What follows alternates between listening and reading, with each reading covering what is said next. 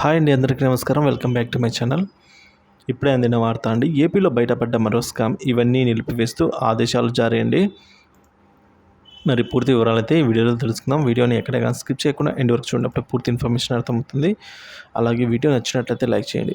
ఇక విషయానికి వచ్చినట్లయితే, రేషన్లో పేదలకు ఇచ్చే పంచదార, అంగన్వాడీలకు ఇచ్చే కందిపప్పు, నూనె ఏది చూసినా ప్యాకెట్కు 550 నుంచి 100 గ్రాములు తక్కువ బరువే ఉన్నట్టు సమాచారం అండి. సో రాష్ట్ర ఆహార పౌర సరఫరాల శాఖ మంత్రి నాదెండ్ల మనోహర్ తెనాలిలో నిల్వ గోదాములను తనిఖీ చేసినప్పుడు వెల్లడైన వాస్తవం ఇది. సో తర్వాత మంగళగిరిలోనూ తనిఖీ చేయించారు. అక్కడ నిర్దేశిత ప్రమాణం కంటే తూకం తక్కువగా ఉన్నట్లు తేలింది. దీంతో రాష్ట్ర వ్యాప్తంగా కందిపప్పు, పంచదార, నూనె తదితర ప్యాకెట్ల పంపిణీ నిలిపివేయాలని ఆయన ఆదేశించారండి. వారం రోజుల్లో సమగ్ర నివేదిక ఇవ్వాలని స్పష్టం చేశారు. రాష్ట్రంలో ఇది భారీ కుంభకోణమని, పౌర సరఫరాల శాఖను ప్రక్షాళన చేస్తామని ఆయన చెప్పారు.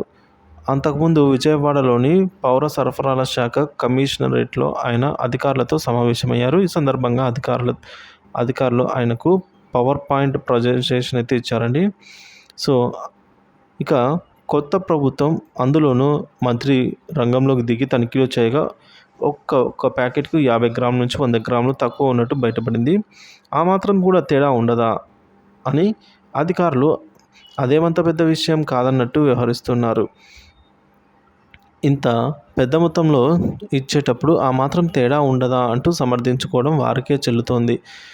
ఒక్క తెనాలిలోనే ఇలా ఉందా, మిగిలిన చోట కూడా ఇలాగే ఉందా అని మంత్రి అధికారులని ప్రశ్నిస్తే వారి నుంచి సరైన సమాధానం రాలేదు. దీంతో మంగళగిరిలోనూ తనిఖీ చేయాలని ఆదేశించారు. తనిఖీ చేయగా అక్కడ కూడా తూకం తక్కువగానే ఉన్నట్లు వెల్లడైంది ఫ్రెండ్స్.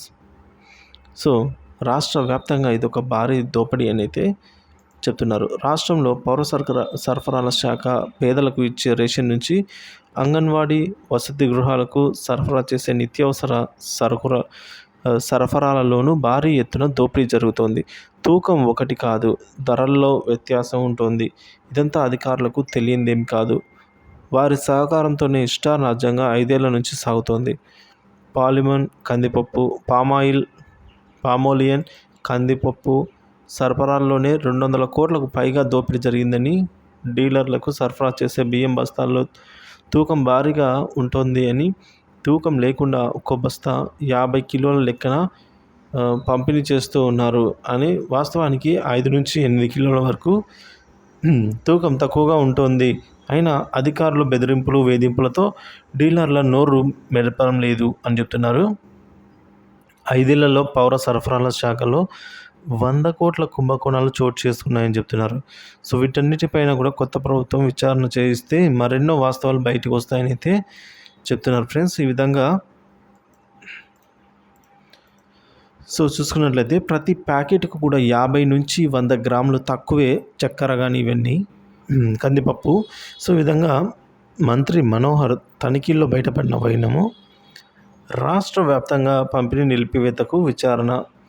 సో పంపిణీ అయితే నిలిపివేశారు. ప్రజెంటు విచారణకు ఆదేశం జారీ చేశారు ఫ్రెండ్స్.